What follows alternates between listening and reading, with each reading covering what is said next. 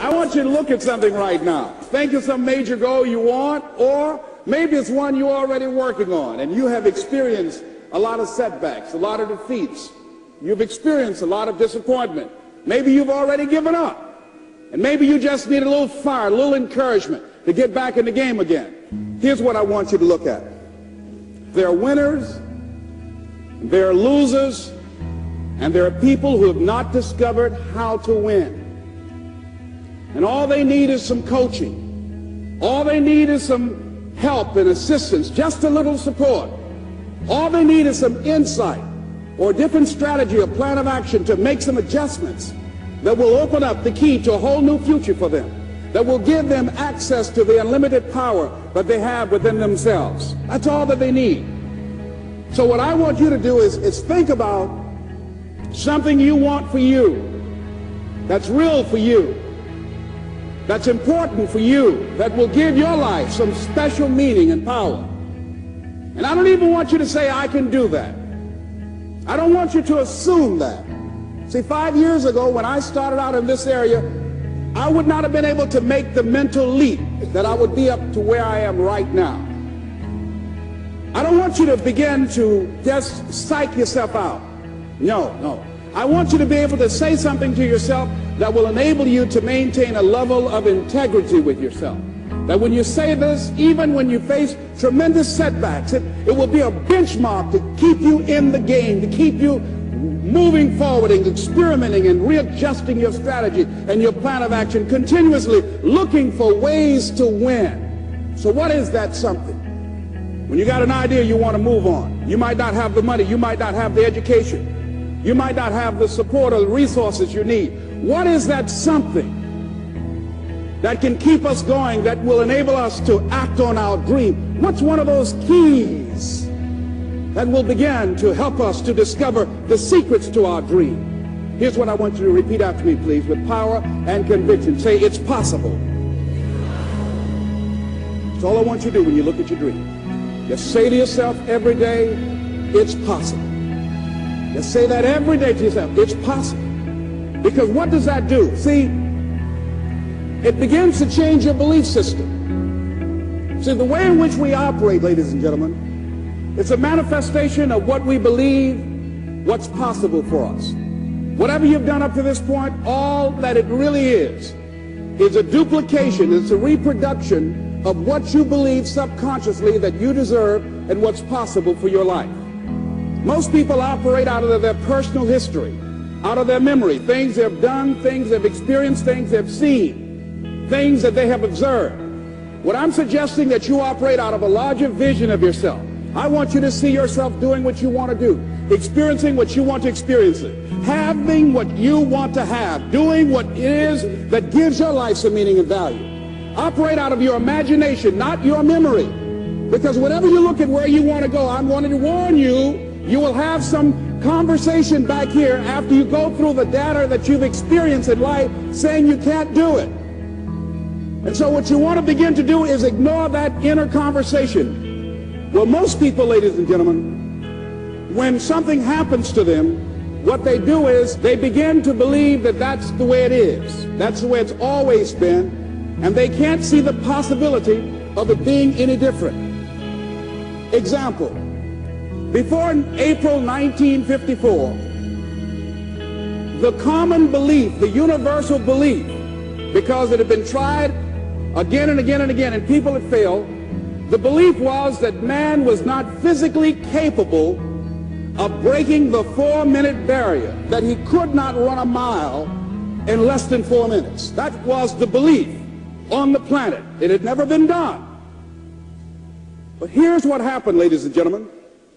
Roger Bannister came along, and he broke the 4-minute barrier. Now here's what's significant about that. Since that time, up to this day, over 20,000 people have done it, including high school kids. What changed? 20,000 people. What changed? Here's what happened when they got on the track. They knew it had been done. And because they knew it had been done, there was a new belief about this barrier. about this goal that was unreachable. And those 20,000 people got in a race believing, knowing in their heart that someone had done it, that it's possible that they could do it. And I'm saying that if you know anybody that had some goal, some dream, something they wanted to do, and they did it, then I'm saying that you know in your heart that if someone has done it, then you can do it. It's possible.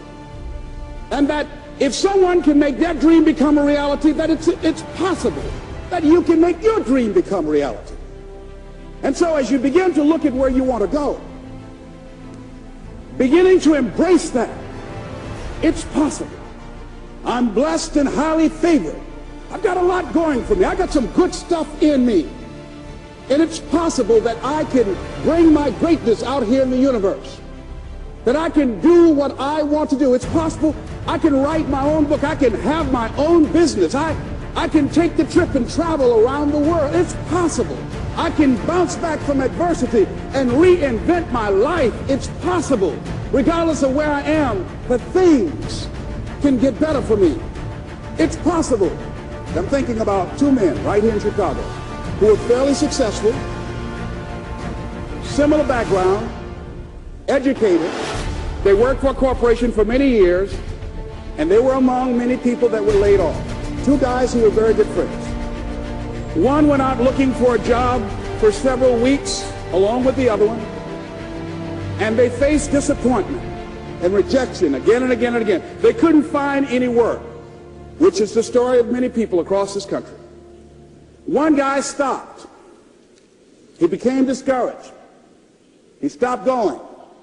He stayed home looking at television, became very argumentative and toxic with his wife, drinking beer, getting on the phone, talking to his other negative, unemployed friends. And he just gave up. The other guy kept looking for a job everywhere he could go. Every time he could get an opportunity, kept asking people, networking, checking the newspapers every day. Kept going everywhere he could, trying to find a job. You have too much education. You're overqualified. You won't be here long enough. He kept going. He kept going. He went to a place and said, look here, I tell you what, if you can't hire me, and I know you can use my talents, abilities, and skills, I don't want to sit home and do nothing. Just let me do some volunteer work. You don't have to give me anything, all right? I just want to work. I want to be busy. Guy said, okay, it's on you now, but don't expect me to give you anything. It's okay. This guy came in and worked. He was the first one there. The last one to leave was the best employee there. About 4 weeks later, one of the top managers quit. They were looking for a replacement. Guess who they selected? This other guy. This guy who was volunteering his time. He got the job. What was the difference between the two men? Eyesight and mindsight. Eyesight is judging on what you see, judging according to appearances. But mindsight is how you interpret what you see. One guy said, it's not possible, it's over, I'm finished. I can't do it. I can't make it. He surrendered. I've faced rejection again and again. I'm not going anymore. There are no jobs out there. But this other guy, he felt that in spite of the no's and rejections, in spite of how bad the economy is, in spite of what the newspapers are saying, that it's possible that somebody somewhere will give me a job. He just kept going, thinking it was possible. And guess what, ladies and gentlemen? That's what we have to do with our dreams.